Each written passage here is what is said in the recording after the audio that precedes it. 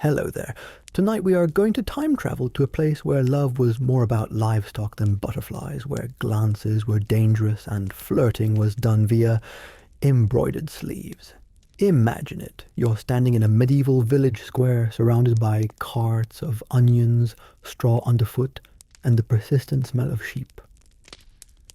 Maybe you're hoping to meet someone, strike up a conversation, and maybe, just maybe, fall in love. But you're not on a dating app. You don't swipe right. You don't even flirt. Because in this world, what you feel doesn't really matter. In the Middle Ages, dating as we know, it was a foreign concept. There were no dates, no private dinners, no walking hand in hand under moonlight. There was, however, your father negotiating how many geese your hand was worth. And if you're lucky, you'd meet your spouse before the wedding. Maybe. So before you get comfortable, take a moment to like the video and subscribe, but only if you really like what I do here.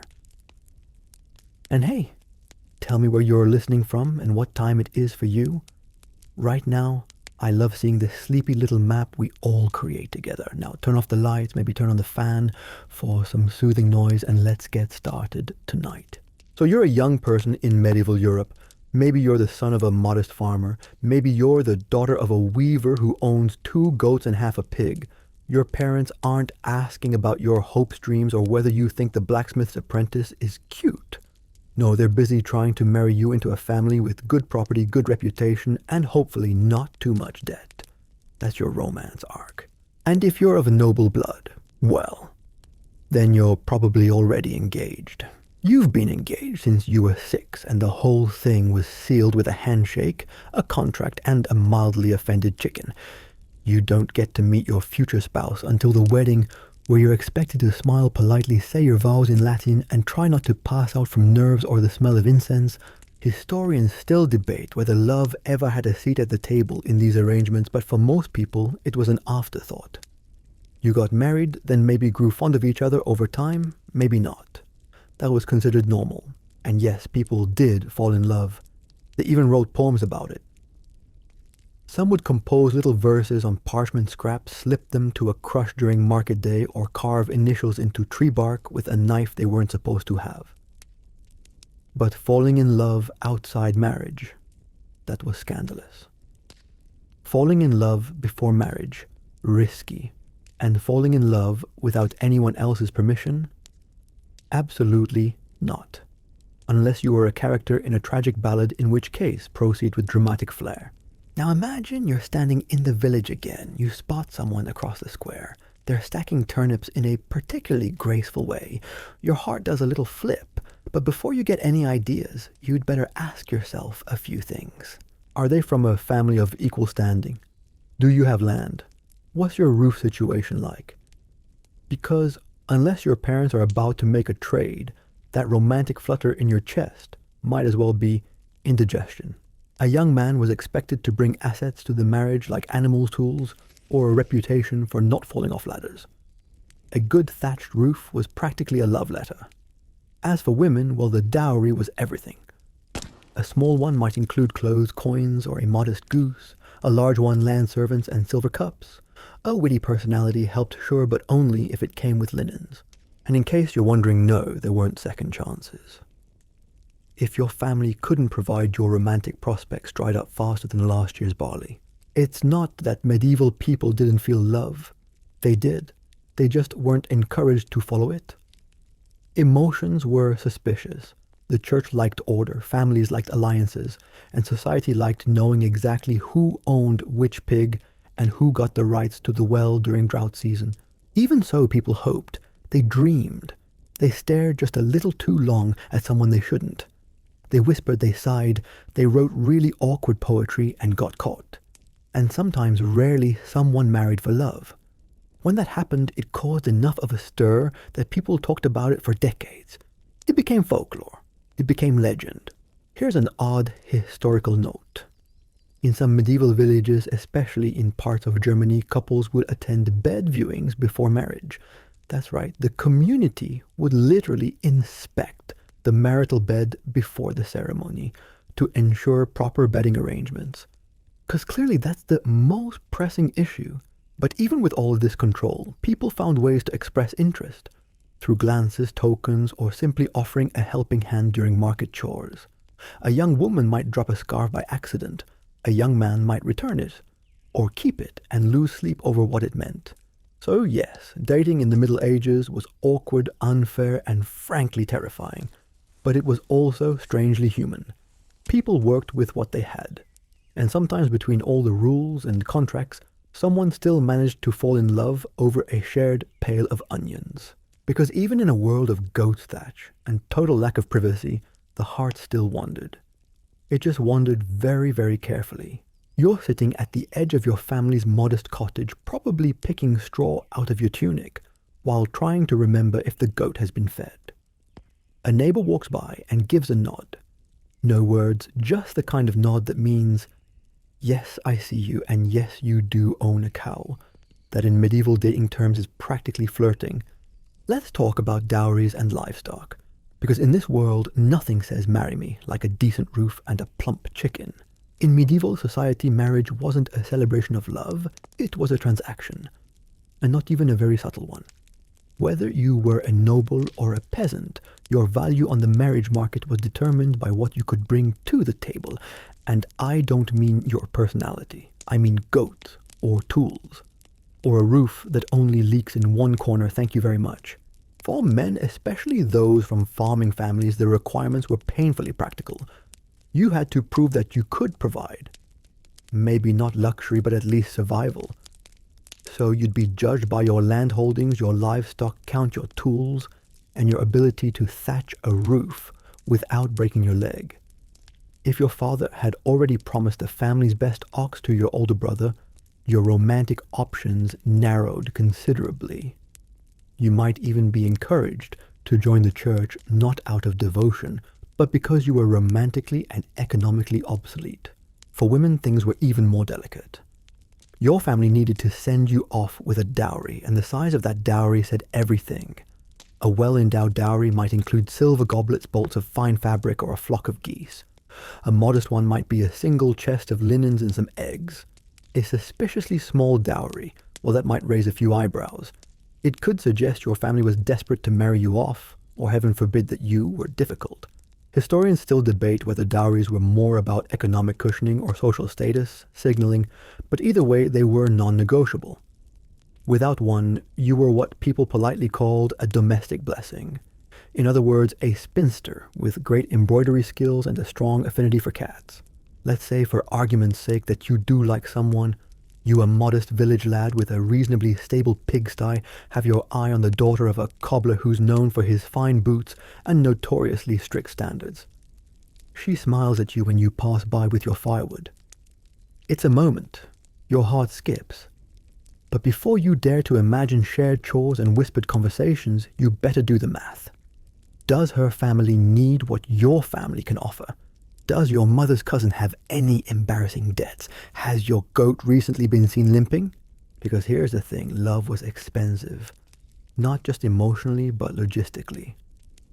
Marrying someone meant merging two household economies. Every item from blankets to butter churns had to be accounted for. There was even legal language about who owned what if things didn't work out. Romance was essentially a spreadsheet. And this wasn't just among the peasants. If anything, the nobility had it worse. Their marriages weren't personal at all. They were statecraft. You were a walking treaty. If you were a noble daughter, your hand in marriage might be promised to someone you'd never met from a land you'd never seen. Maybe he was 20 years older. Maybe he had 3 teeth. Didn't matter. If the union secured an alliance or tied up a land dispute, congratulations, you're getting married. One particularly memorable case involves Eleanor of Aquitaine, who first married the King of France and later the King of England. Not because she was collecting royalty like Pokemon, but because her lands were valuable. She was the human embodiment of prime real estate. Her marriages were less about personal affection and more about managing an entire swath of Western Europe. You can imagine how romantic that was. In some regions, especially in parts of Italy and France, there were even matchmakers who handled all the negotiations. Think of them as real estate agents with a flair for scandal and a keen sense of how many sheep made up a fair exchange. These matchmakers would hash out the details of land, livestock dowry, and future inheritance rights before the couple ever laid eyes on each other. In fact, the first time many couples met was at the engagement feast, or worse, the wedding itself. Of course, there were exceptions. Occasionally, someone managed to marry the person they loved. These stories were often passed down like fairy tales, partially because they were so rare and partially because they usually ended badly. If you were a noble and you eloped with a low-born lover, your family didn't just disapprove, they launched lawsuits, arranged annulments, and sometimes actual sieges.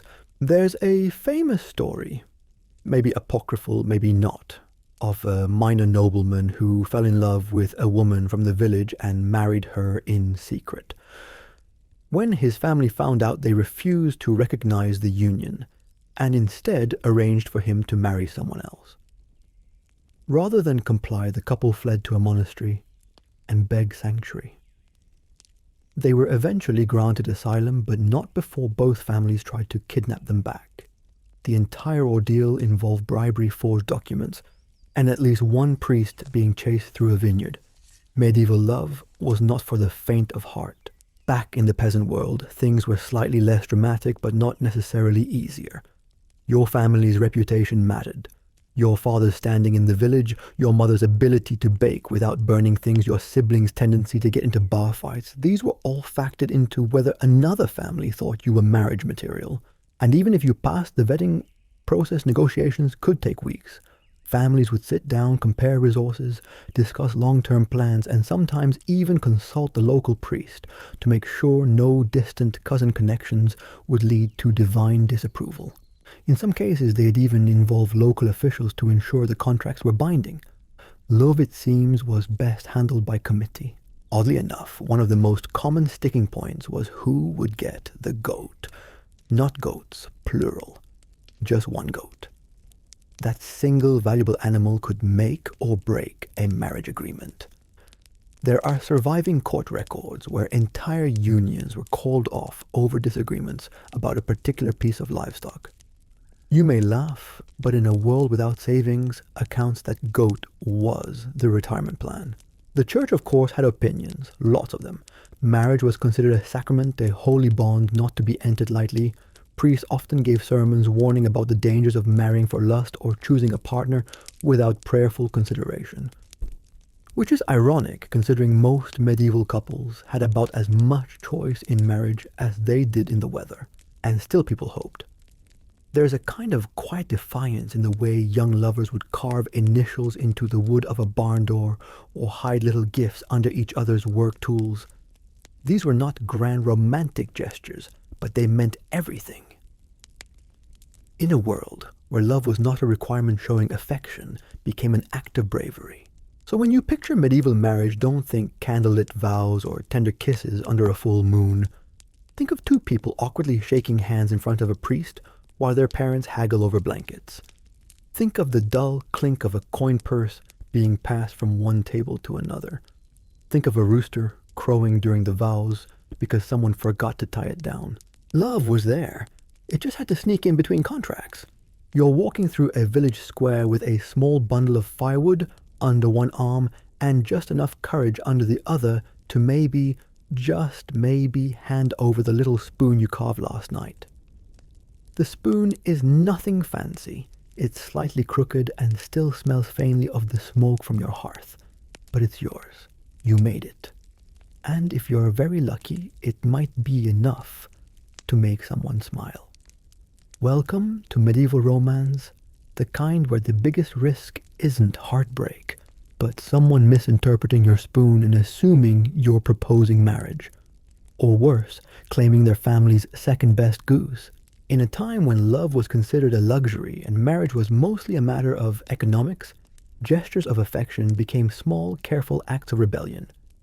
You didn't get to say, "I like you." You showed it with objects, things that were useful, handmade, or quietly sentimental. Think of it as a 12th century version of texting, except instead of emojis, you had embroidery and berries. These weren't just sweet little crafts, they carried meaning. A carved spoon, for instance, might signal interest. A ribbon tied around your wrist could be a message or mistake.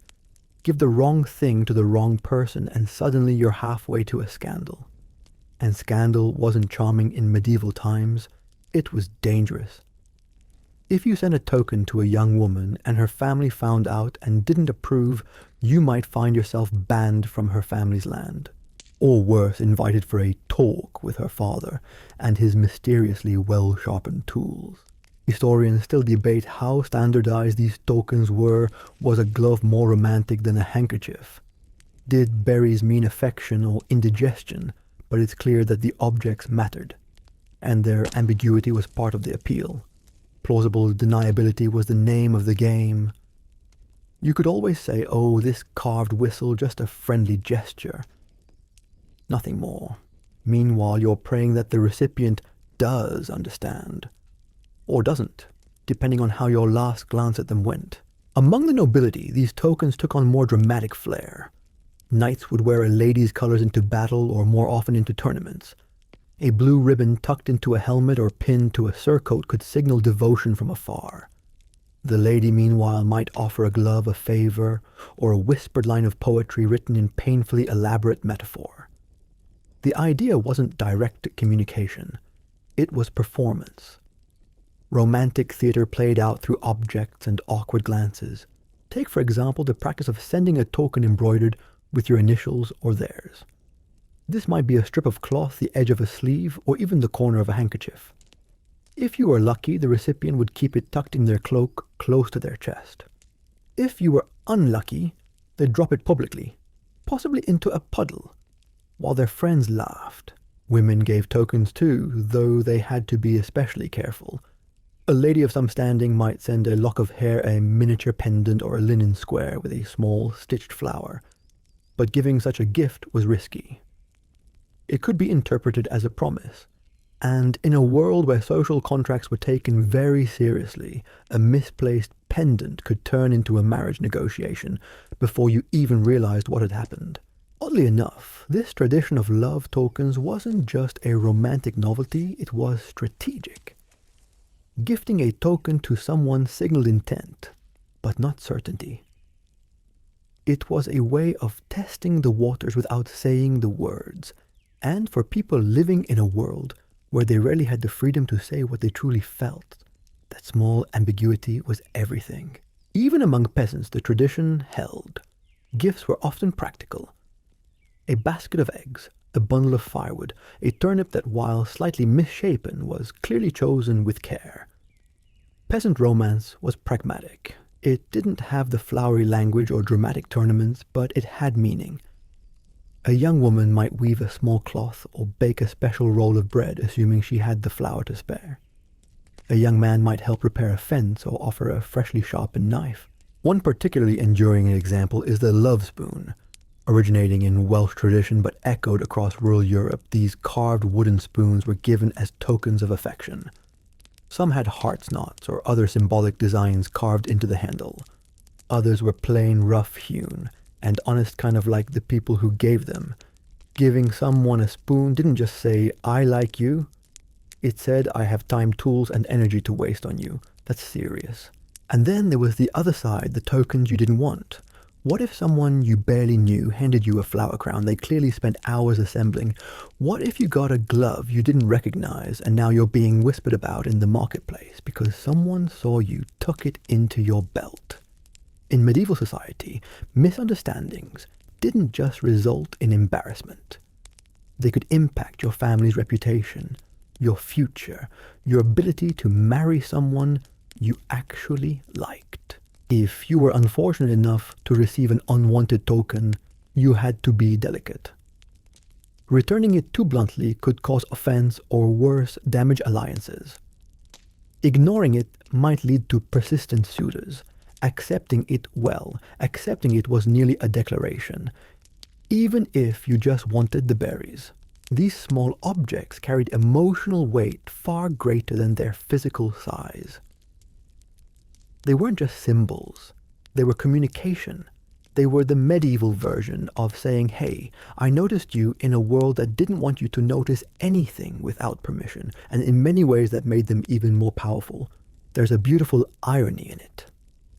In a time when almost every aspect of your personal life was controlled, when who you married, where you lived, and how you worshipped was dictated by birth or by God, you still found a way to express yourself. Quietly, subtly, through gifts that were fragile, handmade, and deeply human. Here's an odd fact.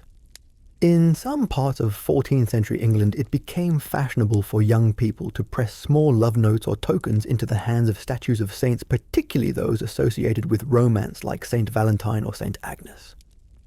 These statues, cluttered with wilted herbs, carved tokens, and scraps of verse, became accidental dating hubs. Think of it as medieval matchmaking, by proxy. But no matter how the token was given, whether a fine embroidered sleeve or a sprig of wild thyme from the hedgerow, it meant something. It said, I see you. It said, I hope. And sometimes, if both sides were careful and very lucky, it led to something more. Imagine it now. The sky is turning gold with late afternoon sun, and you see them just ahead drawing water from the village well.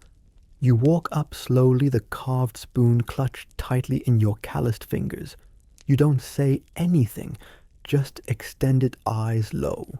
They glance at it, then at you, and just maybe they smile. In that moment, the wars, the taxes, the livestock negotiations, they all fall away. For just 1 second, it's about two people.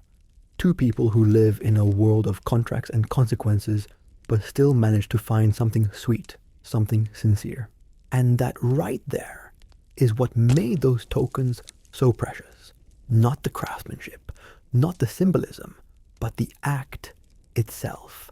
The courage it took to give, the warmth it took to receive, and the hope that maybe this time, the spoon is enough. The sun is beginning to dip low in the sky.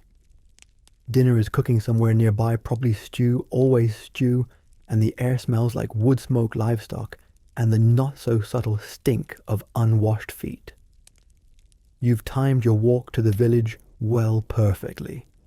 Not because you're thirsty, but because you know someone else will be there too. Maybe she's drawing water with her cousin. Maybe he's there to refill a jug for the alewife. Either way, this is your chance. Not to speak, oh no, that would be far too bold, but to stand within a polite distance, nod, and maybe let your sleeve accidentally brush theirs. That's what passes for flirting. In this world, even eye contact is a calculated risk. Welcome to the emotional minefield of medieval courtship surveillance. You see, in the Middle Ages, romance didn't happen in the quiet corners of cafes or over candlelit dinners. It happened in public. Always. Even when it was meant to be private. Especially when it was meant to be private. If you were young and of marriageable age, you weren't trusted. Not because you were suspicious necessarily, but because society assumed you couldn't be. Which meant every interaction with the opposite sex was closely monitored by your parents, your priest, the village gossips, and sometimes even a sibling with nothing better to do. Privacy was not a right. It wasn't even a luxury. It was simply unavailable. Historians still debate whether this level of supervision was more about morality or control. But one thing is certain: love was a team sport, and the team included everyone but you. Let's imagine you're a young woman, maybe 15, maybe 17. It varies depending on your station and your family's eagerness to stop feeding you. You don't go anywhere alone. Even walking to the market requires an escort. Sometimes your little brother, sometimes your grandmother.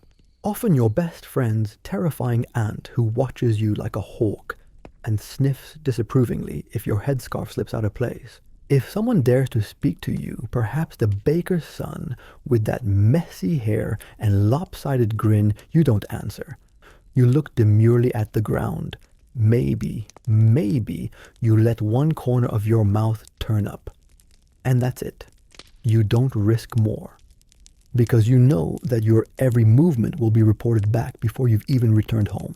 And if you're a young man, it's no easier.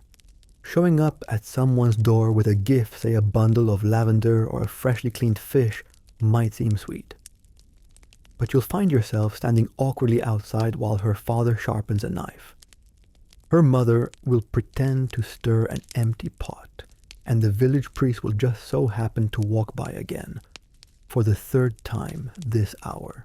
The logic was simple: protect virtue, preserve family honor, and prevent anything that might suggest impropriety, especially touching, especially before marriage, especially ever. That's where the chaperone comes in. A chaperone wasn't just a person, it was a force of nature, usually a female relative with sharp eyes, a louder voice than necessary, and absolutely zero tolerance for nonsense. She was there to make sure you didn't sit too close, to interrupt your conversations with helpful stories about the price of turnips, to accidentally wedge herself between you during walks. If you got a single uninterrupted sentence out of your mouth, it was a miracle. One odd historical note. In some communities, couples weren't even allowed to sit beside each other unless there was someone knitting nearby. Knitting. As if the rhythmic click of needles was enough to drown out temptation. And maybe, in a way, it was. After all, who wants to attempt a flirtatious smile while an elderly woman with hawk-like vision is purling judgment 6 inches from your elbow? Even the church had thoughts. Many, many thoughts. Priests would preach against flirtation, sometimes devoting entire sermons to the dangers of lingering glances and unsanctioned mirth. Manuals were written by monks no less advising the faithful on how to recognize and avoid dangerous attractions. Imagine being a teenager and realizing that your feelings were considered not only inappropriate, but theologically problematic. In fact, some monasteries even took it a step further. Love letters, if they were suspected of containing too much passion, might be opened and read by church officials. That's right, divine censorship. The idea was to ensure that nothing indecent made its way into your correspondence. But of course, what counted as indecent was wildly open to interpretation. A phrase like "your eyes shine like the moon" could be seen as innocent or a gateway to sin depending on who was doing the reading. And still people tried. They walked together, always at a proper distance, always under someone's watchful gaze. They passed each other in the market and allowed their fingers to brush ever so slightly over a shared basket of eggs. They stood by the fire at festivals and let their shadows almost overlap. One of the most creative strategies was the accidental gathering. You might organize a small outing with friends, a walk to the orchard, a trip to the river. On the surface, it was entirely innocent. But in truth, it was a calculated move. You brought Margaret because Margaret's cousin is discreet. You brought a loaf of bread because sharing food provided a socially acceptable way to stand close.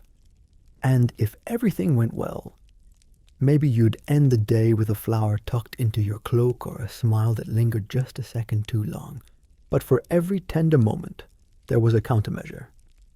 Parents developed all sorts of tactics to prevent romance from blooming unapproved. Bedrooms were monitored, letters were intercepted. In wealthier households, young women might be confined to gyneceums, a sort of indoor retreat until a marriage was arranged. Their lives were scripted from dawn to dusk with little room for deviation, and yet people found loopholes. They whispered through walls. They left messages in hollowed-out tree trunks. They enlisted siblings as messengers bribed servants with bits of coin or crust of bread. In one recorded case, a young man convinced a traveling minstrel to sing a love poem in the town square, pretending it was about someone else just to reach the ears of the girl he adored. Was it subtle? Hardly. Did it work? The records don't say. But the fact that it happened at all speaks volumes. Even the act of going to confession could become a game of double meanings. A whispered prayer might hide a plea for guidance or a coded message meant for the ears of a listening crush. Priests were meant to be neutral, but they were human too. And sometimes they played matchmaker or saboteur, or both depending on the day. Still, the risk never went away. If you were caught alone with someone of the opposite sex, even if nothing happened, the consequences could be severe. Reputations could be ruined. Families could be shamed. Marriages could be cancelled. In some communities, a simple accusation was enough to trigger punishment regardless of truth. That's why so many young people learned to express affection with silence, with posture, with the careful positioning of a hand on a table or the angle of a glance across a room. They created their own language built from gestures and half smiles. A raised eyebrow could mean I'm thinking of you. A small gift left in a basket could say I care. And a slight bow of the head, barely perceptible, might be the only way to say goodbye. There's a strange tenderness in all of this, a quiet, aching kind of love that had to bloom under pressure. That couldn't be declared loudly, but still burned brightly in the quiet moments between chores and prayer. Imagine it now. You're back at the village well. The evening sky is painted in pink and gold. Someone stands across from you, jug in hand, their eyes darting sideways just once, quick, almost afraid. You meet their gaze for half a heartbeat, long enough to mean something, short enough to deny it if asked. Then you both turn away. You walk home in silence, heart pounding. You've said nothing, you've done nothing, but in a world where every word and gesture is watched, that moment was everything. The door creaks open just slightly. A rush of cool air slips in along with the faint clatter of hooves and the warm smell of peat smoke. You're not trying to sneak out exactly. You're just going for a walk. A very innocent walk at midday with your cousin and her grandmother, and probably your parish priest who just happens to be walking in the same direction. In medieval Europe, this isn't a date. It's a group outing, meticulously chaperoned and spiritually sanctioned. The kind of flirting that requires 3 witnesses and a written report. If you thought romance was hard before, just wait until the church gets involved. By the High Middle Ages, Christianity wasn't just a belief system, it was a governing force in nearly every aspect of daily life. And few things were more heavily scrutinized than how, when, and with whom you dared to fall in love. Or at least try to. The medieval church considered marriage to be one of the 7 sacred sacraments, a holy union bound, not just by emotion or law, but by God himself. Which meant that every step leading up to that union, every interaction, every whisper, every slightly raised eyebrow was subject to scrutiny. Love, if it existed at all, had to pass through the ecclesiastical firewall first. Historians still debate the extent to which church teachings actually impacted everyday practice, particularly among peasants. But for the nobility and those living near ecclesiastical centers, the rules were clear. Romance wasn't just risky, it was regulated.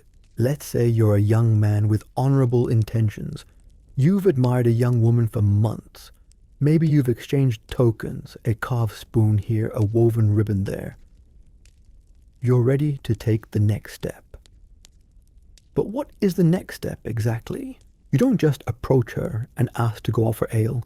You go to her father, or her uncle, or whoever the male head of a household happens to be. You state your intentions and wait, because he might consult a priest, or a confessor, or a neighbor with 6 daughters who knows a bad apple when she sees one. Meanwhile, your potential beloved is inside probably darning socks and pretending not to listen. And if you're a woman, you don't get to express interest at all. Not openly. If someone is interested in you, your job is to look modest, act modest, and let your family do all the talking. You are the prize in a delicate negotiation between men, in robes, armor, or tunics, depending on your social class.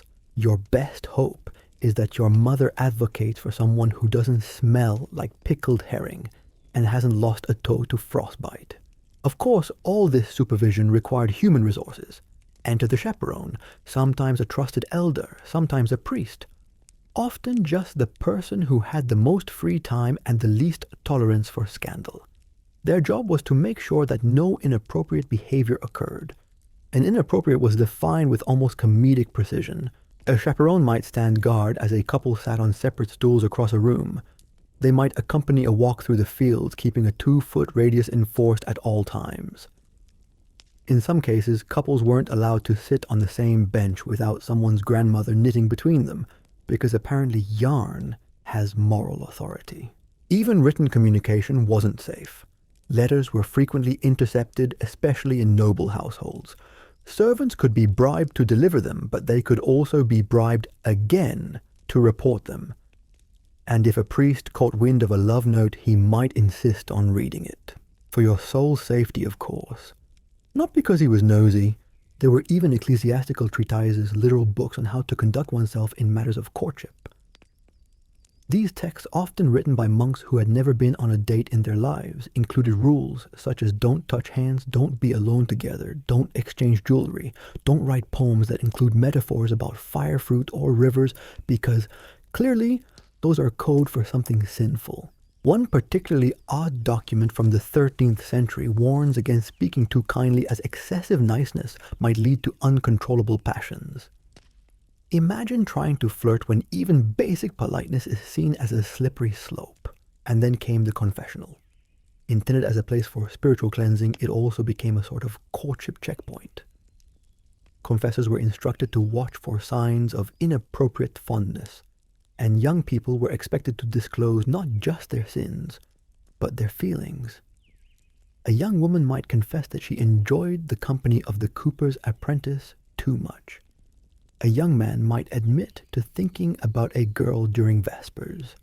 Depending on the priest, the reaction could range from a gentle warning to a furious sermon about eternal damnation. This level of control didn't just discourage impulsive romance, it warped it. Feelings had to be disguised, buried, or expressed through obscure code. A young man might say, "Your presence brings light to the harvest," which is romantic, yes, but also vague enough to defend in court. It's worth noting that despite all this, people still managed to fall in love. They still whispered in churchyards, exchanged glances at festivals, and passed notes through mutual friends. They found ways. Human beings always do. But the effort involved was enormous. Every message had to be wrapped in metaphor, every smile calculated, every meeting chaperoned to the point of absurdity. Take, for instance, the custom of bundling in some rural communities. This involved a courting couple lying in bed, together fully clothed, often sewn into separate sacks, and talking through the night under strict supervision.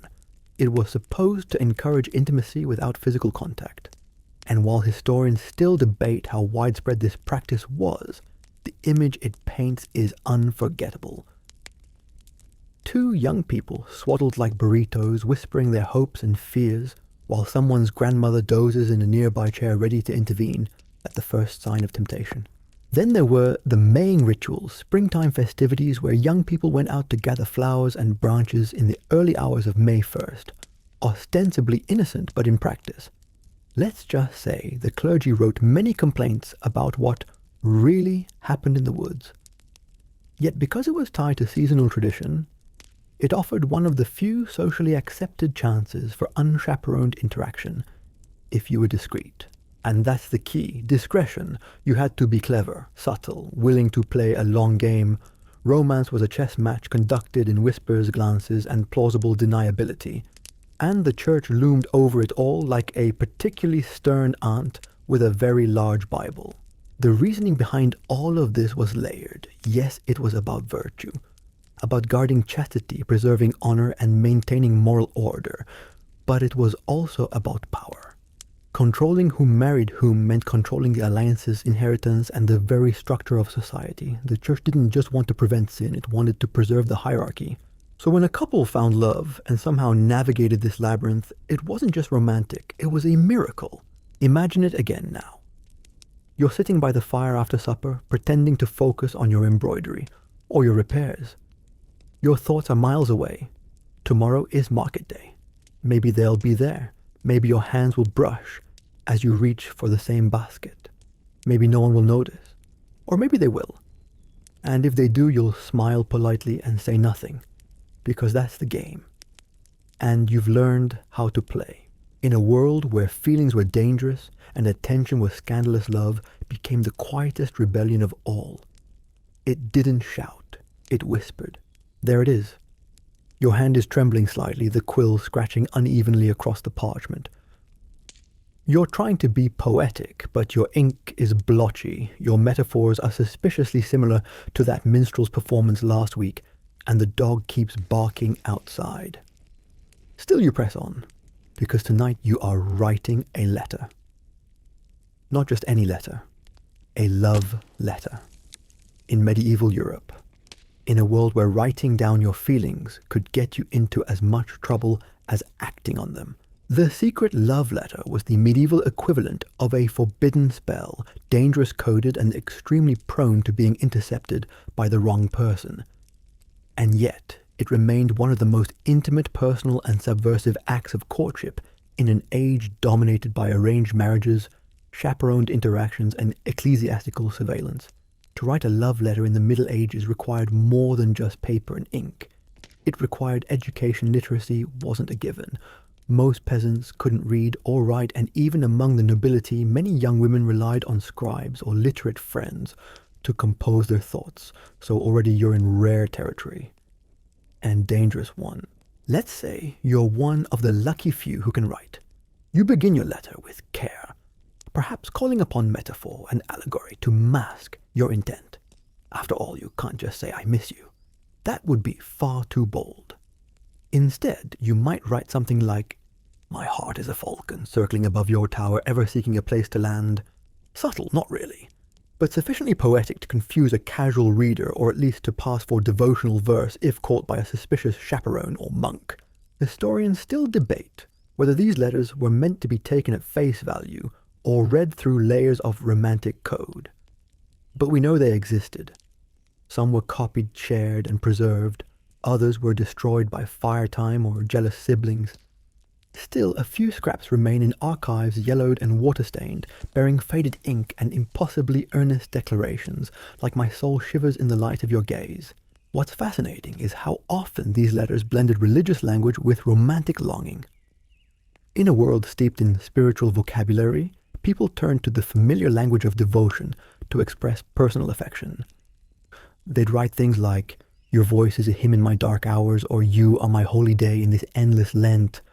On the surface, it was innocent. Beneath, not so much. One odd historical example involves a nobleman who wrapped a love letter around a dried fish, intending it as a metaphor, something about enduring devotion, one assumes. But he mislabeled the parcel and it ended up in the wrong hands. The recipient a nun. The outcome. She eventually left her order, married the sender, and caused a local scandal that echoed for years. Delivery, of course, was half the challenge. You couldn't just walk up and hand someone a letter. That would be seen, not just by their family, but by the market vendor, the stable boy, the lady with the ever-listening ear 3 doors down.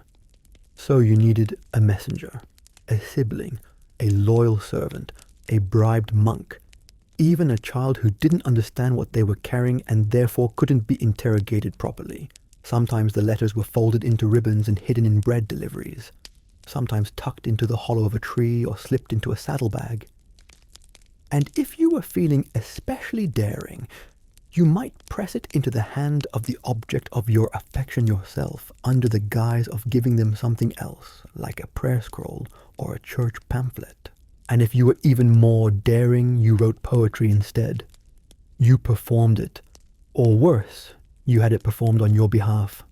Minstrels, those wandering troubadours of lyrical chaos, often found themselves unwilling Cupid's agents, singing verses that weren't quite anonymous to crowds, that weren't quite fooled. But writing a love letter wasn't just a romantic gesture. It was an emotional risk, a social gamble, and sometimes a legal danger. If your metaphor got too steamy or even hinted at impropriety, you could be accused of moral corruption or spiritual weakness. In some cases, love letters became evidence in annulment proceedings or slander trials. Because what's more damning than a man declaring, "Your hair shines like absolution," to a woman he wasn't supposed to be speaking to? Still, the appeal endured. Because for many, the letter was the only way to truly say what they felt. It was a moment of clarity in a world that didn't allow clarity. A private sanctuary of words, folded and sealed in wax, passed through careful hands and trembling hearts. And the act of writing itself was transformative. Picture a young woman in her chamber, quill in hand, scrolling her heart into verse she would never say aloud. Maybe her spelling isn't perfect. Maybe her metaphors wander into strange territory, but the feeling is real. This is hers, her secret, her voice in a world that often didn't let her speak for herself. There's something deeply human in that, something brave. The church, for all its regulation, couldn't stamp out longing. And the letters kept coming. Over time, they even inspired official responses. Some monasteries issued public warnings against letter sins. Others simply confiscated the notes, presumably for safekeeping, though some monks likely read them with a mixture of scandal and admiration. In rare cases, couples did manage to correspond without being discovered. They built elaborate systems of code symbols embedded in the text references only they would understand. The placement of a flower, the repetition of a phrase, the angle of a seal. Entire relationships blossomed through scraps of parchment passed like contraband. One preserved letter from the 14th century reads in part, "I place my heart in this folded paper. I send it to you wrapped in silence and hope. Do not answer, only smile if you understand." Whether it worked, we'll never know, but it existed. It mattered. And even today, as we scroll through messages or tap out emojis, something about those old letters lingers. They remind us of a time when expressing your feelings meant crafting a message that could survive scrutiny, misinterpretation, and theft, when you had to mean it enough to risk everything. So let's go back just for a moment. Imagine the scene. A flickering candle, the soft scrape of a quill, the heavy hush of a sleeping household. You're writing, carefully, secretly, pouring your heart into phrases no one else will hear. You sign it maybe with your name, maybe with a symbol, maybe not at all. You fold it, seal it, whisper a hope into the wax. And in that moment, you're not just surviving the medieval world. You're pushing back against it with ink and courage and longing. Because sometimes in a world full of arranged marriages and forbidden glances, a letter was the only way to say, "I love you." And that made it sacred. The sound of fiddles dances in the distance. Someone is laughing too loud, too free for a village where silence is the rule 6 days out of 7. A fire crackles. Meat sizzles. Children run barefoot between carts and cider barrels, and everywhere you look, something is happening. It's festival day.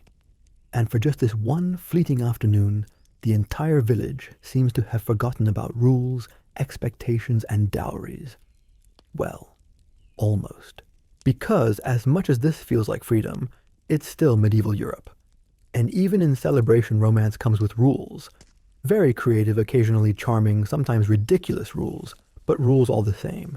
Welcome to the May Day celebration, the Midsummer Feast, or perhaps a local saint's holiday, depending on where and when you live. But no matter the region, the energy is the same. This is your one chance to flirt in daylight without being immediately branded as scandalous. Festivals were the great equalizer. Peasants, nobles, traders, and monks all mingled here carefully publicly, with plausible deniability baked into the merrymaking. You could make eye contact, share a drink, even if you were daring dance. And if you were lucky, no one would tattle to your cousin, confessor, or betrothed. Imagine this. You're a village girl who's been helping her mother churn butter all week. Your hands smell like sour cream, your hair is plaited, and you've just put on your least wrinkled overdress. You're hoping someone notices not that you'd admit it. Meanwhile, the blacksmith's son is wiping soot off his face with a rag that may or may not be clean. He's brought a flower. It's slightly crushed, but it's yours. Historians still debate just how much romantic freedom people truly had at these gatherings. Some suggest these festivals were strictly controlled by parish authorities. Others argued they were rare pockets of emotional expression in a repressed world. Either way, there was something different in the air and opening. One of the most iconic of these romantic rituals was the Ethi Maypole dance. Picture a tall wooden pole erected in the village green, adorned with ribbons, each one held by a young person, weaving intricate patterns as they spun in and out, under and over. The dance was cooperative, symbolic, and more than a little flirtatious. You weren't just coordinating steps, you were sending messages. The way you turned, who you crossed, how you smiled. It all meant something. It was a choreography of cautious desire. Of course, you couldn't be too obvious. Public affection was still frowned upon. but leaning in just a bit too close during a spin, allowing fingers to brush as you passed, these were the gestures that people remembered long after the music stopped. Even the clothing had meaning. A ribbon in your hair, a new patch on your tunic, a tucked sprig of rosemary, each could be a silent signal. And then there were the garlands. If someone gave you a flower crown, you didn't just wear it casually. It was a message, a proposal, an invitation, an apology for stealing your goat last harvest. You'd have to interpret that yourself. Food also played a surprising role. Sharing bread, offering a piece of fruit, or splitting a meat pie could be incredibly intimate, especially in a world where food was rarely plentiful and often shared out of necessity, not sentiment. A honey cake offered with a shy smile was a sweet gesture in every sense. If accepted, it might mean the beginning of something. If handed to someone's dog, however, well, back to the spoon-carving bench with you. Then came the games. Sack races, tug-of-war, pig-catching. They might seem absurd, but they served a social purpose. They created opportunities for laughter, teamwork, and minor physical contact, all under the guise of festivity. Winning a race could win you admiration. Helping someone up after a fall could be a prelude to something more, at least in theory. For the peasants, these festivals were also moments of escape. Marriage for them was still an economic agreement, but here at least they could let themselves wonder, what if I actually liked the person I end up with? What if this flirtation, born during a game of corn husk dice, turned into something real? Oddly enough, even the nobility had their version of these rituals. Their feasts were more refined, yes, but no less dramatic. Imagine a candlelit hall filled with embroidered gowns and polished boots. A troubadour strums a lute in the corner. A nobleman stands to recite a poem comparing his lady's eyes to twin moons reflected in a silver goblet. She responds with a coy smile or a cold stare depending on how many metaphors he butchered. And if she does accept his attention, she might give him a token, perhaps a ring or a brooch or just a ribbon tied to his sword hilt. He'll wear it at the next tournament, proudly declaring his devotion while carefully avoiding any actual contact, lest the whole affair turn from poetic to scandalous. Because remember, courtly love was mostly pretend. A game of elevated longing meant to be admired from afar. The entire point was to feel deeply and suffer quietly. Festivals gave it a stage, a moment when all that theatrical yearning could be performed in public, complete with costumes and music. Even priests looked the other way just a little. They knew these festivals were important for social cohesion. They let young people interact, build relationships, and most importantly, get it out of their system before the next harvest season. The trick was to let the energy bloom without letting it boil over. But of course it sometimes did boil over. There are documented cases of festival flirtations turning into full-blown scandals, elopements, pregnancies, secret vows whispered behind ale barrels. One rather infamous village in Normandy had to ban hay bales from a midsummer games because they kept being used as hiding spots for excessive merriment. There's also the curious tradition of the love chase in certain Germanic regions. Picture a group of young men and women dressed in costume chasing each other through a designated forest path. The goal, tag your crush and claim a token. It was a game officially, but unofficially, it was a flirtation free for all. The rules were flexible, the consequences, sometimes marriages, sometimes very awkward conversations with your aunt at church. Yet for all its risks, the festival remained a cornerstone of romantic possibility. It was chaotic, yes, messy, loud, but also hopeful. Imagine it again now the fire is dying down, the music has slowed, people are wandering off in pairs or groups wrapped in shawls, cheeks flushed from dancing or mead.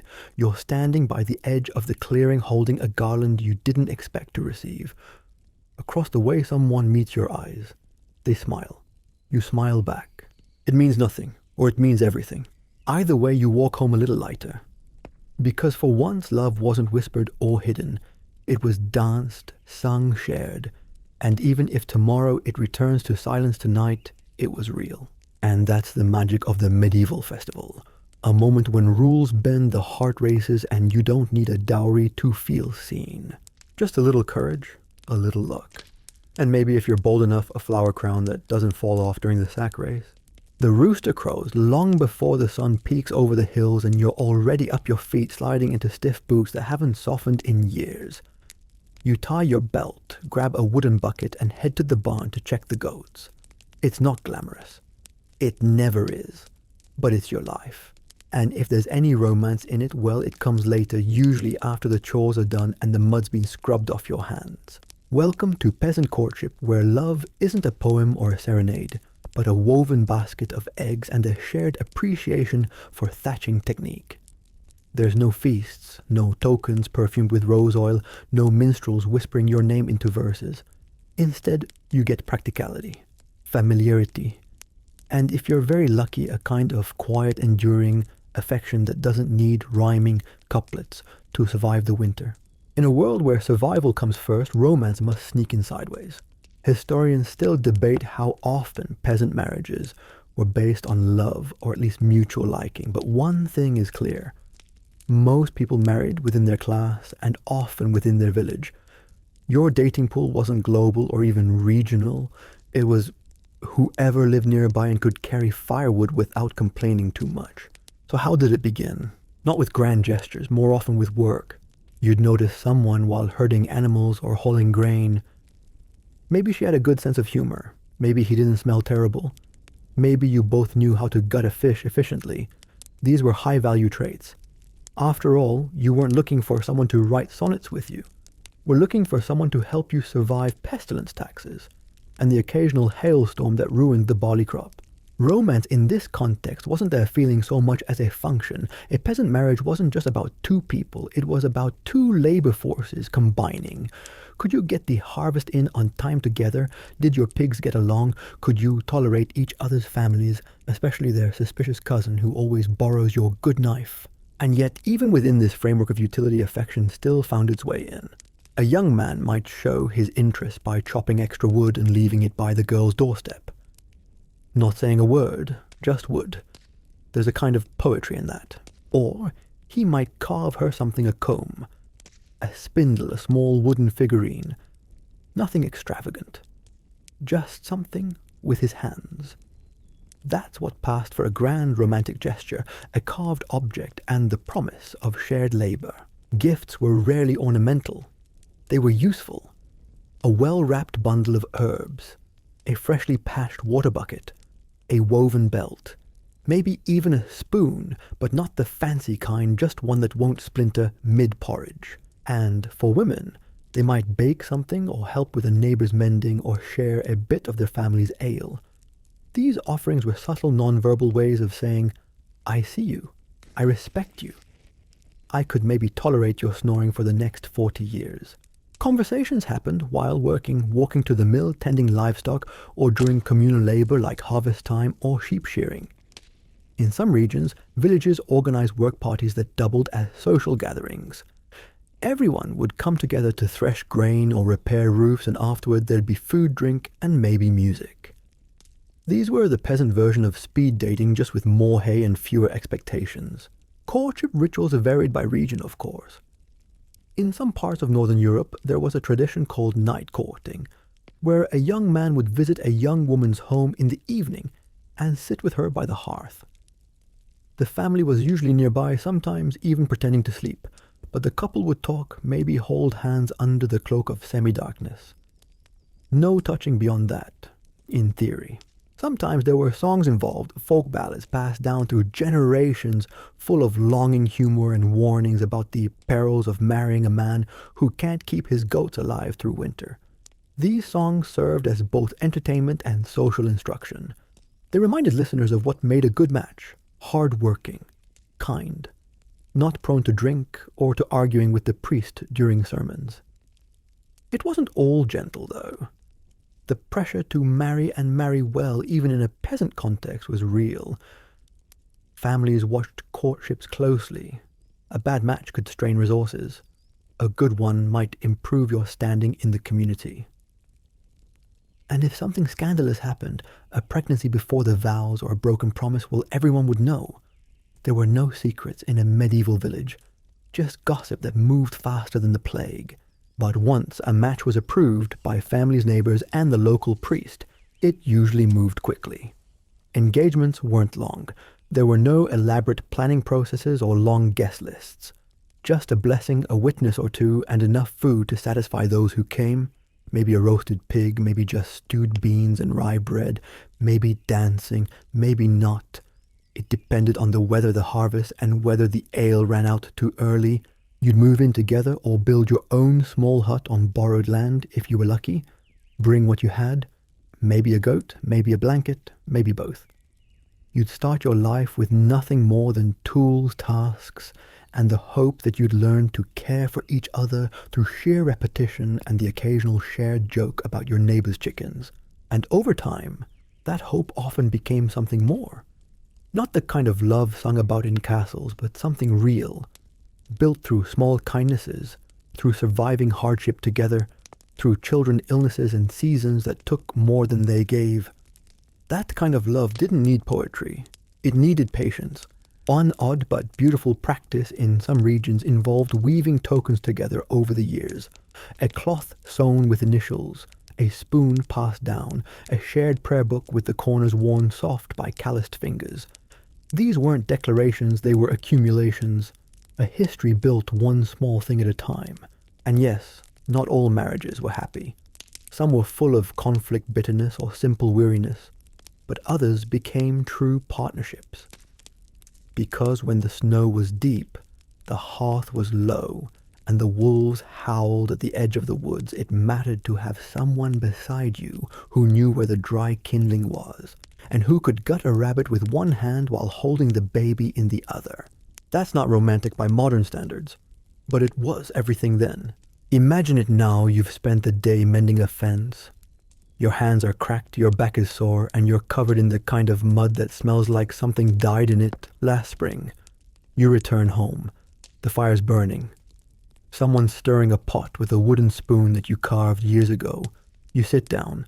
They hand you a hunk of bread and say it didn't rise right, but it's warm. And you smile. 'Cause in that moment there's peace.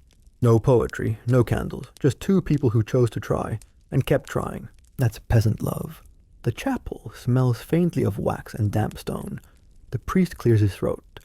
Someone drops a pewter cup in the background, and your uncle is already muttering about who gets the mule. You're standing at the front, your hands sweaty, your bride-to-be looking nervously down at her shoes. She's wearing her second-best pair.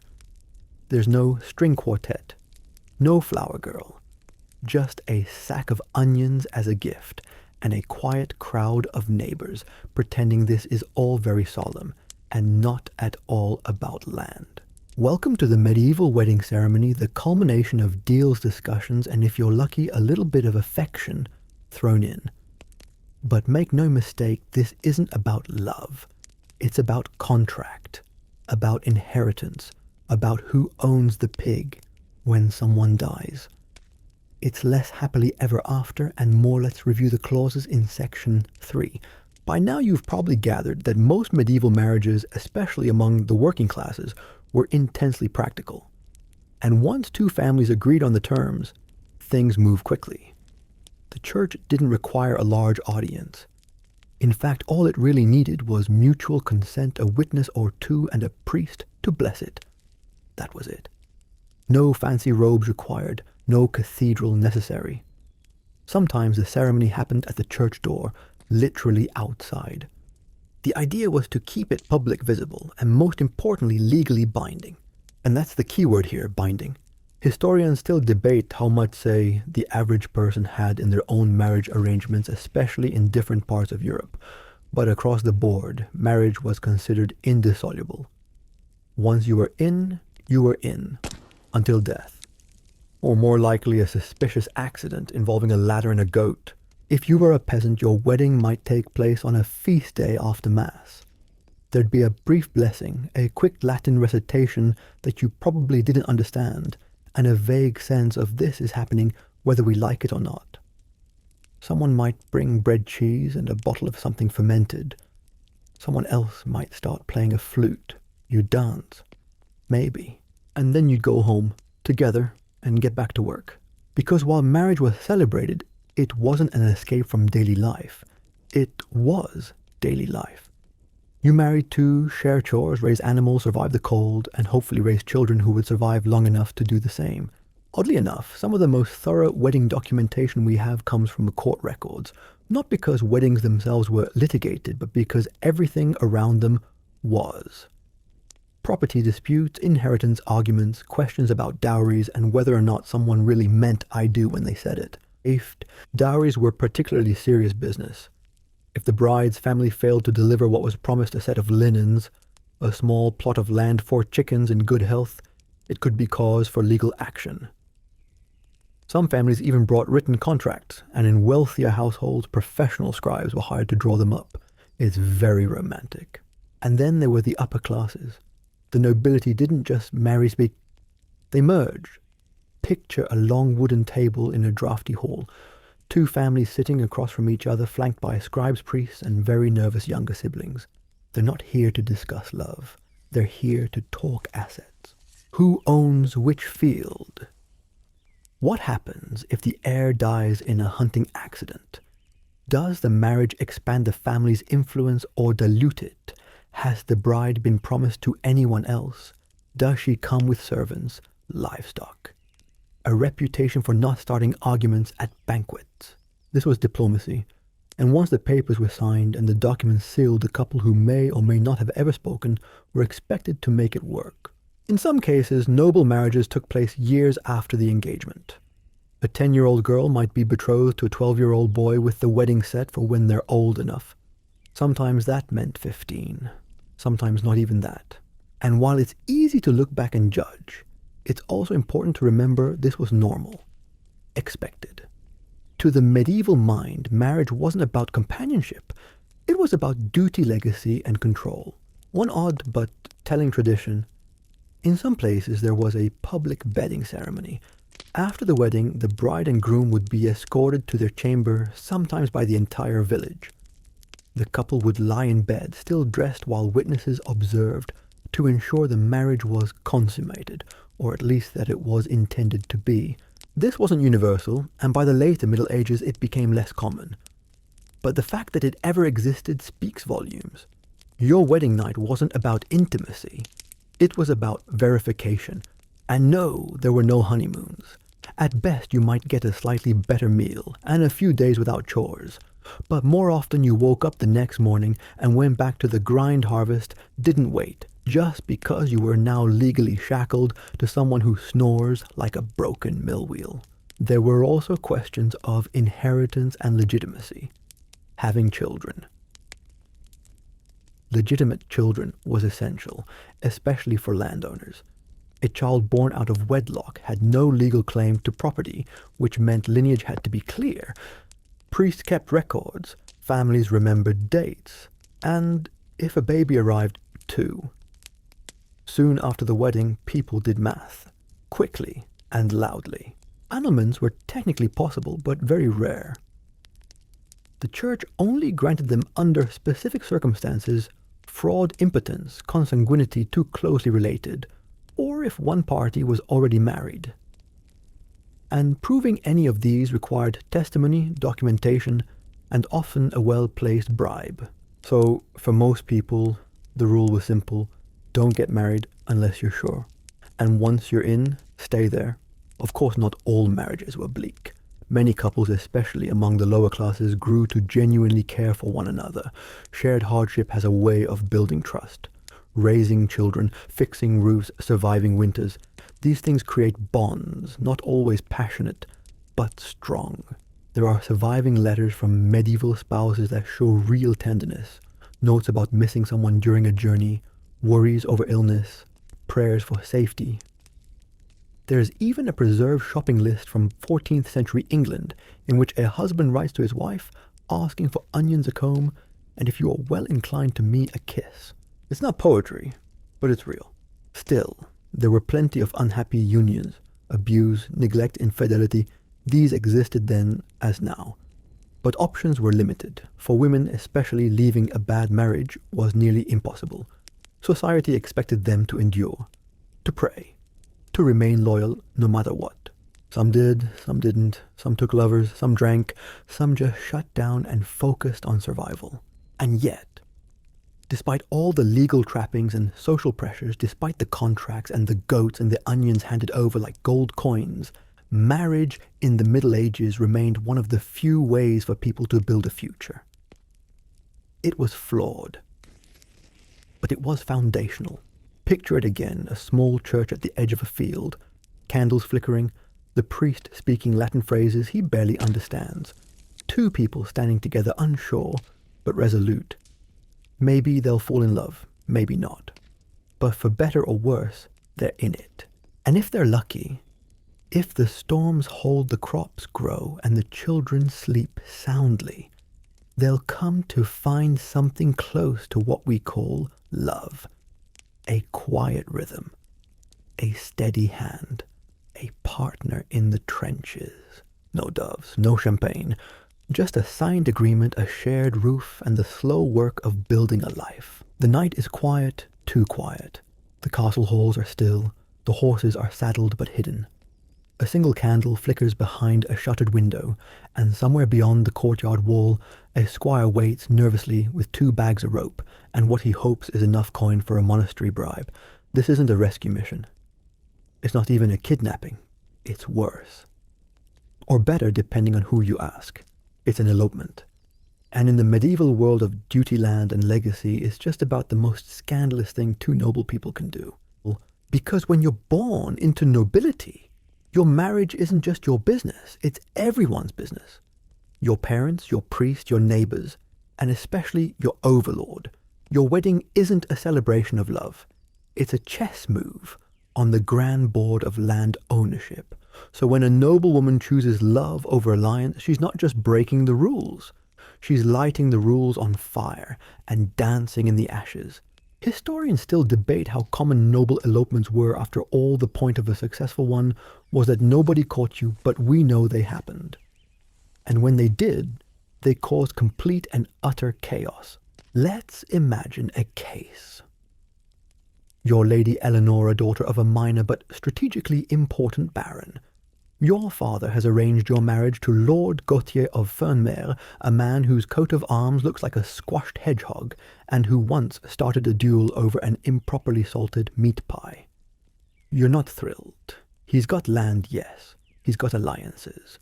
But he also has a face that looks like it's been in too many tournaments, and he smells like boiled cabbage. You, on the other hand, have been sneaking glances and poorly veiled sighs at Sir Rowan, a landless knight with an excellent jawline, questionable poetry skills, and a tendency to show up where he shouldn't.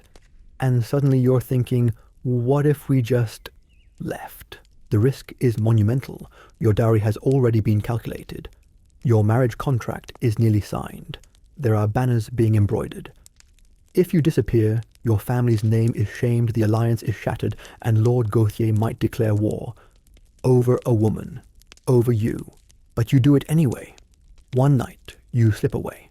Maybe through the kitchens, maybe with the help of a sympathetic maid, maybe dressed as a traveling tinker with suspiciously well-manicured hands.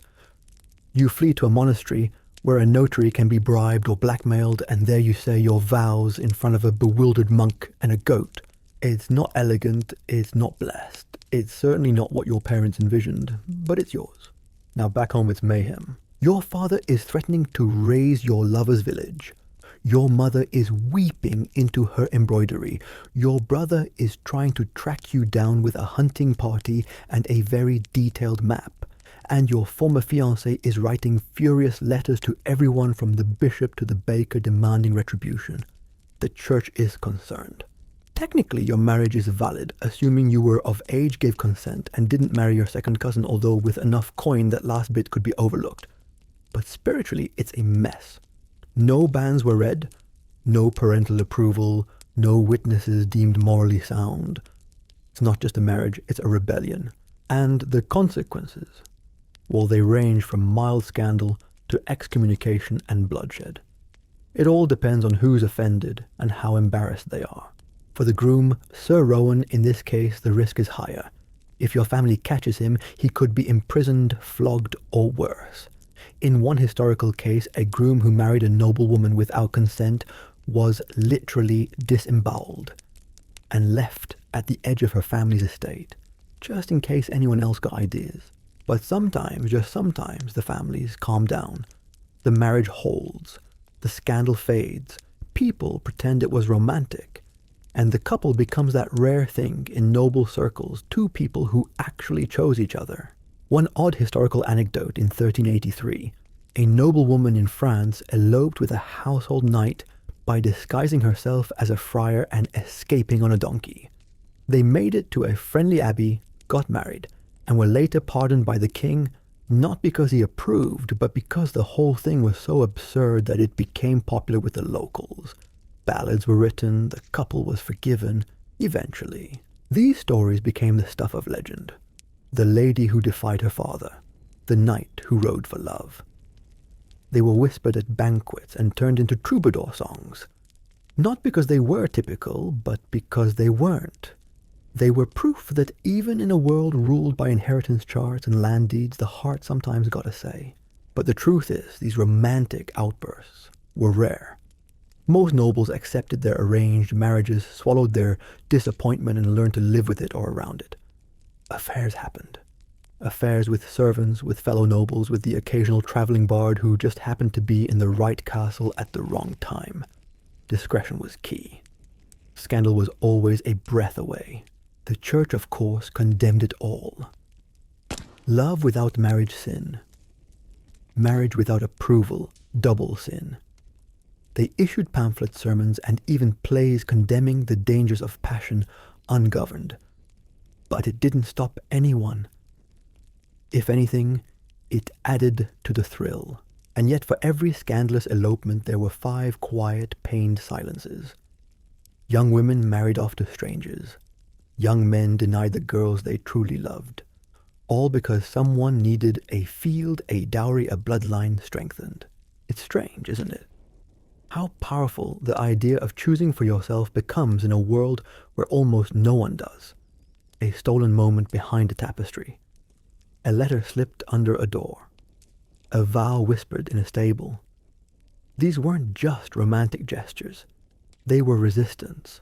And even though most of those secret romances failed, discovered, punished, erased, some endured, some led to exile but happiness, to poverty but companionship. Some noble women ended up in distant villages far from the silk and stone of their birthright, stirring pots beside husbands who wore plain tunics and smelled like leather. And still they smiled, because they chose. Imagine it now, a narrow road stretching across the hills, a horse, 2 cloaks, and a girl leaning against a man who has no land but carries all her hopes. They ride away from castles, from coins, from control, maybe toward trouble, maybe toward joy. And behind them, a castle buzzing with anger, a priest drafting a very stern letter, and a father drawing up a new will. But none of that matters now, not to them, because they are in love. And in this world, that's the most dangerous thing of all. The stone corridor echoes with soft footsteps and the faint rustle of robes. Candlelight flickers along the damp walls, casting long shadows of iron sconces and wooden crucifixes. Somewhere a bell tolls softly matins, perhaps. Or vespers. You lose track of time when every hour is marked by prayer. And yet your heart skips as Brother Anselm passes your seat in the scriptorium, pausing for just a second too long. He says nothing, just a glance, just a breath. But it's enough. Because here in this cold stone monastery, where love is forbidden and silence is sacred, even the smallest spark could burn down your whole world. Romance in a monastic setting was like a fire in a hayloft, rare, hidden, and always on the verge of destruction. If you didn't marry, you had another option. You could take the veil or the cowl. Monks and nuns weren't just religious devotees. They were often second sons and surplus daughters, those whose families couldn't or wouldn't arrange marriages for them. Some entered willingly, others were coerced, but once inside they took vows: poverty, chastity, obedience. Their hearts belonged to God, their bodies to the church, or so it was supposed to go. Historians still debate how strictly these vows were kept, especially in rural abbeys or among higher-ranking clergy. Because while monasteries were centers of devotion and scholarship, they were also quite simply places filled with human beings. And humans, even those in robes, are notoriously bad at erasing desire. Imagine life inside a convent or monastery days, structured by bells and prayers, meals eaten in silence, hours spent copying manuscripts or tending gardens. You're not allowed to own anything, touch anyone, or even speak without permission. It's a life of discipline, but also of routine, familiarity, repetition. And where there is repetition, there is the comfort of faces, familiar voices, gestures the brush of a sleeve during candle duty. Affection found a way in even when it wasn't invited. In some cases, it began with shared chores, a glance over kneading dough, a soft joke during herb gathering, helping each other lift a heavy pot, your hands meeting over the rim. That's all it took, the slow accumulation of presence, of nearness. And then perhaps the realization I feel something I should not. And still it grows. Love letters disguised as theological meditations weren't uncommon. A monk might write, "Your presence illuminates my contemplation as the morning light graces the Psalms." Innocent, yes or not. A nun might leave extra food for a favored sister, or a folded cloth with a pressed flower tucked into its hem. Small tokens, hidden meanings. There's one account preserved in a dusty corner of ecclesiastical archives of a monk and a nun who exchanged lines of poetry carved into candle stubs. They left them in the chapel, tucked behind statues or beneath kneelers. Their verses were all technically spiritual, but the rhythm of them, the cadence, made it very clear this was not about God, at least not entirely. One odd fact. In some convents, especially those housing aristocratic women, the level of luxury and freedom rivaled that of secular life. These women had education resources and in some cases their own chapels and chaplains. That meant privacy. That meant opportunity. And where opportunity exists, so does mischief. Scandals happened. Secret meetings in the cloister garden. Midnight whispers beneath stained glass windows. Even pregnancies. The church tried to keep these quiet, of course, transferring the offenders, reassigning them to distant priories, or demanding public penance. But the stories leaked out. One famous case in 15th century Spain involved an abbess who maintained a years-long affair with a local bishop. When discovered, both claimed the Holy Spirit had brought them together. No one believed them. But the bishop was rich. He got a slap on the wrist. She got exiled. The punishments varied. Some were whipped. Some were made to kneel barefoot in snow. Others were confined to cells for months or years. But the desire didn't disappear. It just went deeper underground. There's even evidence of long-term relationships. Monks and nuns who never left their post but quietly remained devoted to one another for decades. They followed the rules in public, said the right prayers, did the right work, but their hearts belonged elsewhere. And sometimes they fled. There are letters preserved in court records from abbeys where lovers escaped together, abandoning their vows and vanishing into the world. Most were caught, some were killed, but a few just disappeared into forests, into villages, into the long quiet of anonymity. If caught, they were excommunicated, cut off from the church, from salvation, from community. It was essentially a spiritual death sentence. But for some, it was worth it. Because love, even in a place designed to erase it, persists. Still, not all affection within monasteries was scandalous. Some relationships were simply deep companionships, platonic but profound. Brothers and sisters in faith who found comfort in each other's presence. Emotional intimacy without physical trespass.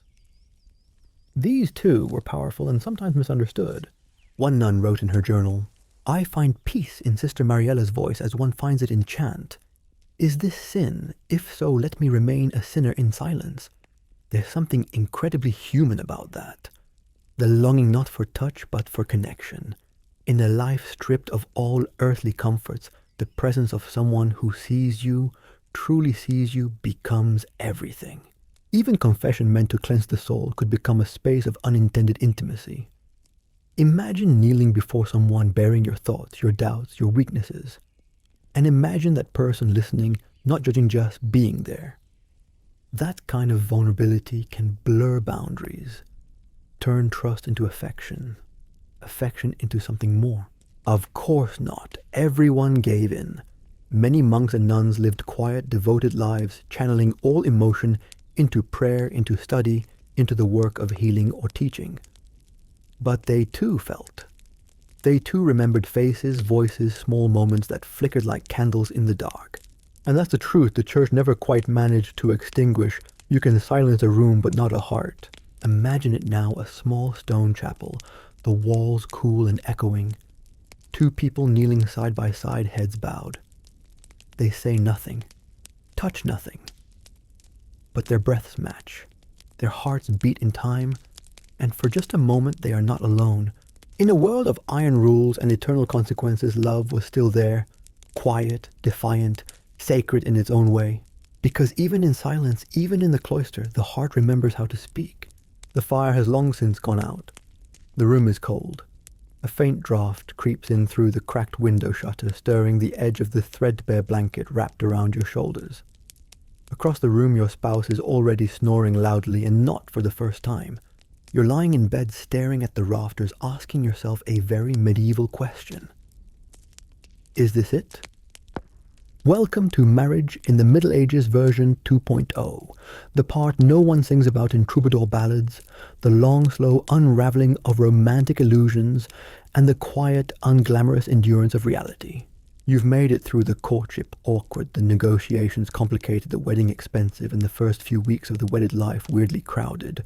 And now, you're married, not just in name, but in law, in community, in the eyes of God. Congratulations. There's no going back. Historians still debate how content the average medieval couple really was. Records of affection are rare. But then again, so are records of misery. What we know for sure is that once married, the church expected you to stay that way. Divorce, as we understand it, simply didn't exist. Not for the average person, not for most nobles, and certainly not for women. You could request an annulment, but the requirements were daunting. You'd need to prove that the marriage was invalid from the start, perhaps due to consanguinity. You were too closely related, pre-existing marriage whoops, or non-consummation, and yes, people were asked to testify about that. Even impotence could be grounds for annulment, but only after public inspection and questioning. That was frankly nightmare fuel. But we don't get along wasn't enough. Nor was he smells like boiled onions, or she keeps comparing me to her cousin's husband. You were expected to endure. Marriage was a sacrament, and once sealed, it became unbreakable, sacred, eternal, unavoidable. So what did that look like? For some it was tolerable. They coexisted, shared chores, raised children, slept in separate beds. They developed a rhythm, maybe even fondness, a quiet sort of partnership forged not by passion but by repetition. For others it was more complicated. Disappointment festered. Petty slights became long-standing feuds. One spouse drank too much, the other gossiped too loudly. The children misbehaved, the roof leaked, and through it all, no one left. Because they couldn't, because there was nowhere to go, because this was what marriage was. There's an oddly endearing trend in surviving medieval letters and household records passive aggression. Spouses who couldn't fight openly found creative ways to express displeasure. Sarcastic embroidery, burning each other's porridge, writing verses about a certain someone who does not appreciate good turnips. Medieval shade was real. One noblewoman famously sent her husband a weekly report on the condition of their farm, including a footnote that read, "The pigs are thriving, unlike my patients." And yes, affairs happened. Nobles in particular often took lovers, sometimes openly, sometimes quietly. Some even provided separate residences for their mistresses. The church condemned it, of course, but enforcement was uneven. And among the peasantry, let's just say the shepherd boy and the baker's wife knew how to avoid detection. But not all extramarital arrangements were illicit. In some communities, it was an open secret that married couples lived separate lives. They maintained appearances, ate together at festivals, sat beside each other in church, but behind closed doors, they did what they pleased, or nothing at all. For women trapped in unhappy marriages, options were bleak. You couldn't own property outright unless widowed, and leaving your husband meant social ruin. Even if he was violent, cruel, or absent, you were expected to be loyal, obedient, quiet.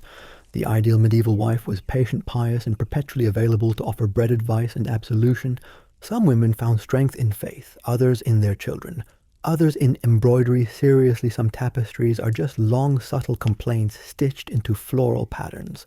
And a few found ways to quietly resist, withholding affection, refusing to cook, praying a little too loudly for divine deliverance. Of course not. Every marriage was miserable. Some were genuine partnerships. Especially among the lower classes where survival depended on cooperation, couples often worked well together. A man needed a wife who could manage the household. A woman needed a husband who didn't drink away the winter stores. Mutual respect sometimes grew where love hadn't existed at all. There are records of couples caring for each other in old age, burying their spouses with heartfelt messages or extra bread loaves in case they're hungry on the journey. It's not Shakespearean romance, but it's something. Maybe something better. Still, for many, marriage was just there. A fixture, a function, something you entered because you were supposed to, something you stayed in because you had to. And when it didn't work, you learned to live around it. One odd historical practice, the divorce of bed and board. This wasn't a legal separation in the modern sense. It just meant the couple no longer shared a bed or daily life. They remained married, but functionally, they were strangers under the same roof. It was the medieval version of sleeping in separate rooms, and it happened more often than you'd think. If tensions ran too high, neighbors or clergy might intervene, not to suggest divorce, but to encourage compromise.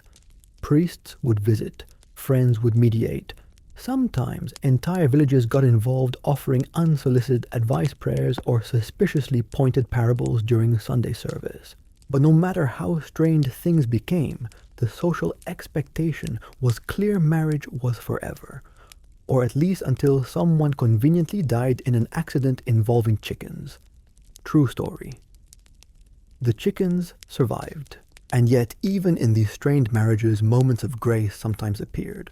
A shared laugh, a meal eaten in peace, watching the children play without arguing, grieving a lost harvest together, fixing the roof before the rains, moments that reminded people that while marriage wasn't perfect, it was theirs.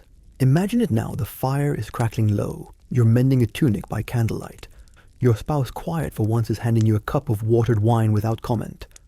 Outside the wind howls, but inside there's warmth. No grand romance, just endurance, companionship, the peace of two people who for better or worse are still here. And that in its own way is love too. Not the kind that bards sing about, but the kind that survives. The sun rises a little differently today. It touches the field with quiet gentleness, gliding across the thatched roofs and stone churchyard, illuminating the empty side of the bed where your spouse once lay. Maybe it was the fever. Maybe a fall in the orchard. Maybe he simply didn't wake up. Or maybe she tripped in the dark carrying a lantern to check on the goats. However it happened, one thing is certain: you are now a widow. And suddenly, the world is both lonelier and wider than it's ever been. In the Middle Ages, widowhood was a curious thing, a state of sorrow, yes, but also of strange, new autonomy. For many women, and some men too, losing a spouse was the first real taste of adult independence they'd ever know. It wasn't always welcomed, but it was unmistakably real. In a culture where marriage was duty, property was power, and love was a distant luxury, widowhood cracked the door open to choices long denied. Let's talk about what happened after the funeral. For men, the path was usually straightforward. You remarried, quickly. Mourning was expected, of course, a few black garments, some solemn prayers, a donation to the church, but not for long. Society made it abundantly clear that a man without a wife was incomplete vulnerable. Who would manage the house, the meal, the children? If you had farmland, you needed help. If you had 10 children, you needed even more. So it wasn't uncommon for a man to remarry within months, sometimes weeks, of his wife's passing. The baker's daughter might suddenly become a stepmother. The shepherd's widow, long admired but always untouchable, might now be considered eligible. There was no shame in this. It was survival. Love, as always, came second. For women, however, widowhood was more complicated and more liberating. A widow, especially, one with no adult sons, might find herself suddenly in charge of land finances and household affairs. She could speak in court. She could make contracts. She could sue and be sued. She could for the first time be seen not just as someone's wife, but as a person with authority. Historians still debate how much freedom widows truly had, especially across regions and social classes, but there's no doubt that in many cases a woman's legal status improved after her husband died. And if she inherited land or livestock, well, she became a very attractive prospect indeed. Picture it. You're a widow in your 30s. Still young enough to bear children, wise enough to manage a household, and now in possession of 3 acres, 2 milk cows, and the rights to the lower orchard. That makes you, to put it bluntly, a prize. Suitors appear. Some are sincere. Others are far more interested in your fields than your feelings. They bring gifts, dried herbs, coins, chickens. They offer help with the harvest.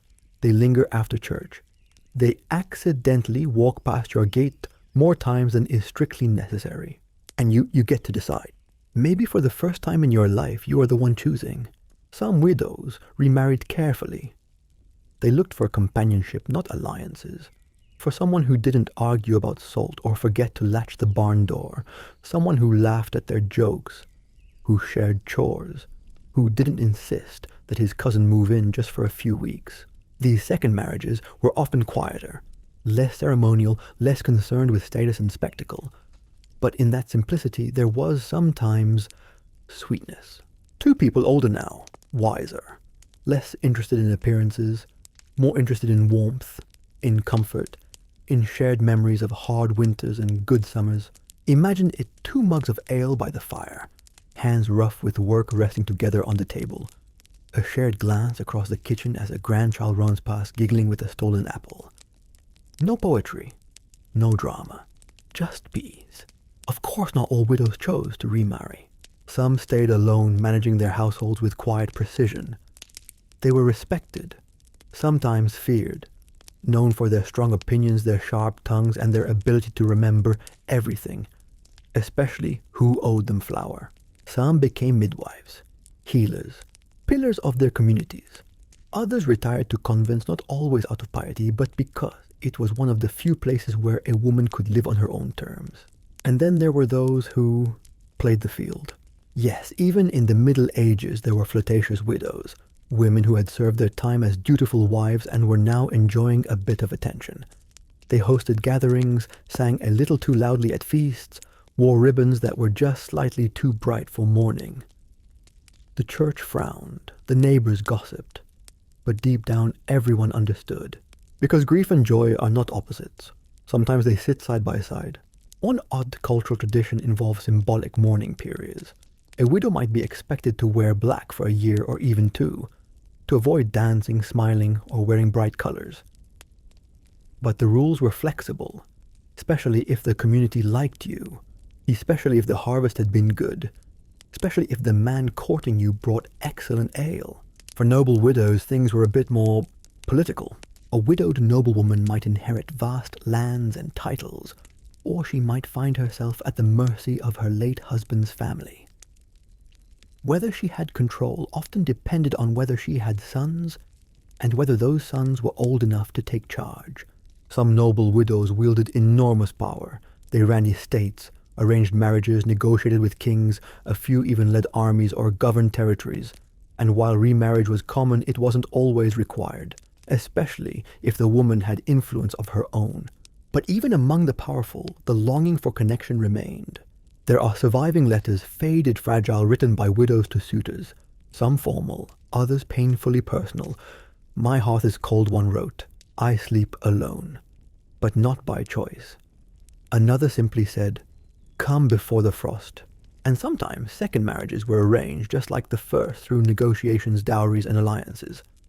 But even then, there was often a gentler tone, a sense of shared understanding, a recognition of what had been lost and what could still be found. Imagine now you are in your 40s, the children are grown, the house is quiet. One morning, a man you once knew from youth, now balding, now broader in the shoulders, knocks on your door. He's brought a basket of pears. You remember he always liked pears. He doesn't speak at first, just looks at you, then at the trees. The silence stretches. Then softly, "It's been a long winter." You nod and smile. And perhaps in that small moment something begins again. Because medieval love wasn't just for the young. It wasn't just for first glances and carved spoons. Sometimes it returned, slower, wiser, worn in at the edges, but real. And sometimes that second chance was the one that mattered most. You're seated at the edge of your bed, twisting a loop of thread between your fingers. The moon is high, silvering the frost that clings to the eaves. You think about her, how she smiled at you during the last feast, how she brushed your hand when passing the bread. How your mother saw it and immediately crossed herself 3 times. There's a knot in your chest, but not from guilt, from wonder. Could it be love? Well, that depends. Because before you can act on that feeling, before you carve a spoon, write a verse, or dare to speak her name aloud, there's one more question to ask, the most medieval question of all. Are you cosmically allowed to love this person? So in the Middle Ages, love wasn't just about attraction or even social status. It was also about omens. Astrology, dreams, birthmarks, bloodlines, fox sightings at dawn. Because in a world ruled by mystery, faith, and superstition, the heart didn't just follow its own logic. It had to align with the stars, the church, and the judgmental whispers of grandmothers who read meaning into spilled salt. Let's start with astrology. Yes, astrology. Historians still debate how seriously medieval people took astrological charts when it came to relationships. But there's no question that astrology was deeply embedded in the intellectual and religious life of the time. The positions of planet stars and even comets were believed to affect not only harvests and battles, but romance. Before marrying, some noble families consulted astrologers to determine the compatibility of the couple. Was Venus ascendant? Were both born under harmonious signs? Did Mars sit too heavily in one chart, promising discord and fiery tempers? If so, the union might be delayed or cancelled altogether. This wasn't just upper-class nonsense either. In villages, people tracked lunar phases for planting crops and childbirth. So why not love a waxing moon was thought to favor new relationships.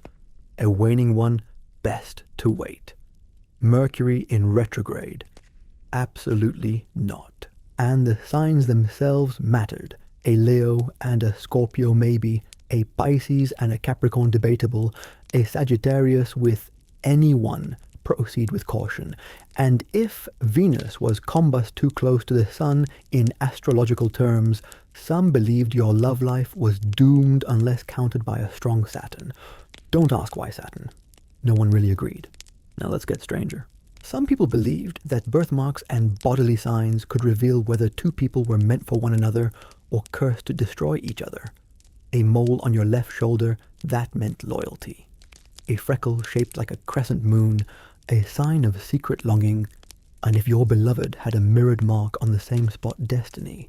There's even a record of a woman in 14th century England refusing a proposal because the man had a mark on his chest shaped like a fallen sword. She said it foretold violence. He later got into a tavern brawl and lost an ear. Coincidence? Maybe, but people talked. Superstition soaked into everything. You couldn't propose if a raven flew overhead. You couldn't accept a token of affection if you just sneezed 3 times in a row. It meant bad luck. If you dropped your bread during dinner while thinking about someone, it meant the relationship would be cursed. And if a cat sneezed near your feet, wedding bells were said to be coming, somehow. And of course, there were omens in dreams. People kept dream books, guides to interpreting the images that visited them at night. Dream of a ring, a proposal is coming. Dream of teeth falling out, betrayal. Dream of your crush standing in a wheat field while lightning flashes behind them. Probably don't pursue that one. But it wasn't just the stars and symbols people worried about. There were laws. Laws that said who could love whom and when and how closely related they could be. The church had strict rules about consanguinity blood relation. You couldn't marry your cousin. Or your second cousin. Or your fourth cousin twice removed unless you got special permission from the Pope. Which for the record the wealthy often did. Because when it comes to love, papal dispensation is a heck of a wingman. Why the fuss? The concern was both moral and medical. Marrying too close was seen as unnatural and dangerous for the health of future children. But the lines were confusing. Most people couldn't recite their family tree past 3 generations. So to be safe, they just didn't marry anyone from the next village over. Better awkward than excommunicated. Of course, these laws didn't stop cross-class romances, but they made them difficult. If you were a noble and fell in love with a peasant scandal, it wasn't just about money or manners, it was about order. A noblewoman seen kissing a blacksmith's son. That was considered not just shameful, but cosmically wrong. Unnatural. A disruption to the divinely ordained structure of society.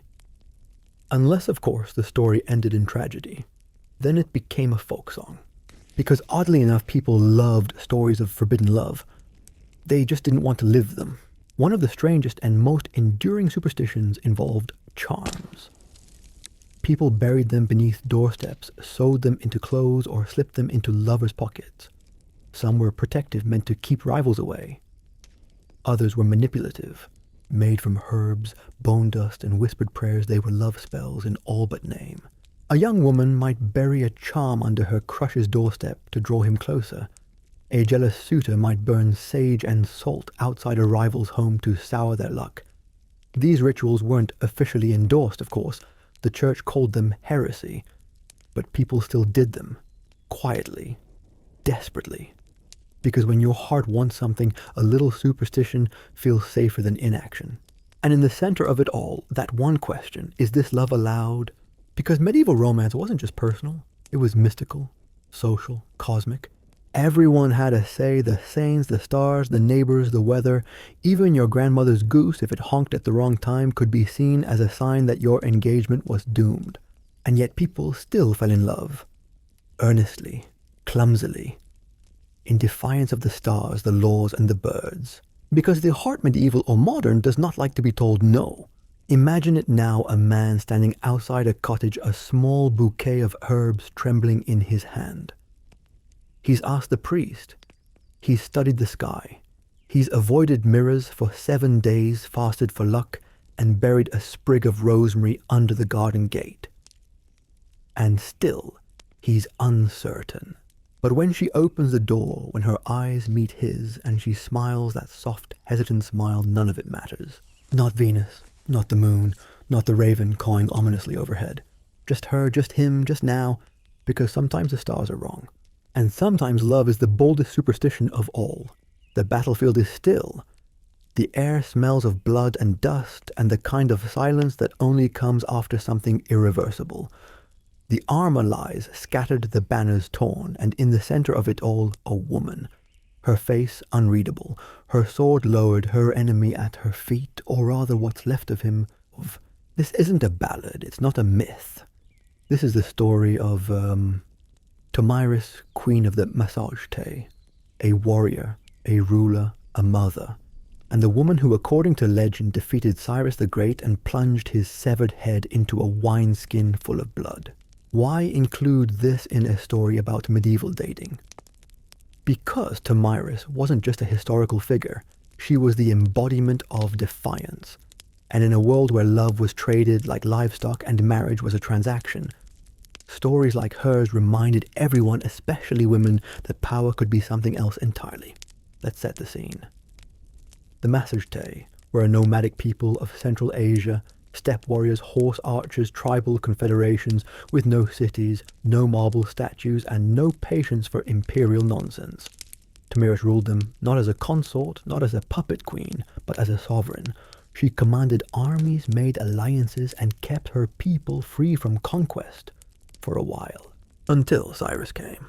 Cyrus, the great king of Persia, conqueror of Babylon and Lydia. He sent a proposal, not of love, but of politics. He offered marriage. She refused. He pressed. She still refused. Then he crossed the Araxes River, marched into her land, and through trickery captured her son, who later took his own life in Persian captivity. And that was it, the breaking point. She gathered her army, archers, riders, warriors painted with ritual markings, and she rode into war. What followed historians still debate. But according to Herodotus, the Persians were defeated, Cyrus was killed, and Tomyris, in an act of brutal poetic justice, had his body found decapitated and his head plunged into a wineskin of blood. "You thirsted for blood," she supposedly said. "Now drink your fill." Was every detail true? Probably not. Was the core of it real? Almost certainly. And yet, despite this legendary act of vengeance, Tomyris didn't become a conqueror. She didn't seize Babylon or expand her reach. She went home, continued to rule, continued to lead. She had nothing to prove. Her point had been made. Across the centuries, her story was reinterpreted by everyone. Renaissance painters made her into a savage heroine. Victorian poets turned her into a symbol of female fury. Soviet historians claimed her as a Central Asian icon of anti-imperial resistance. She became many things to many people.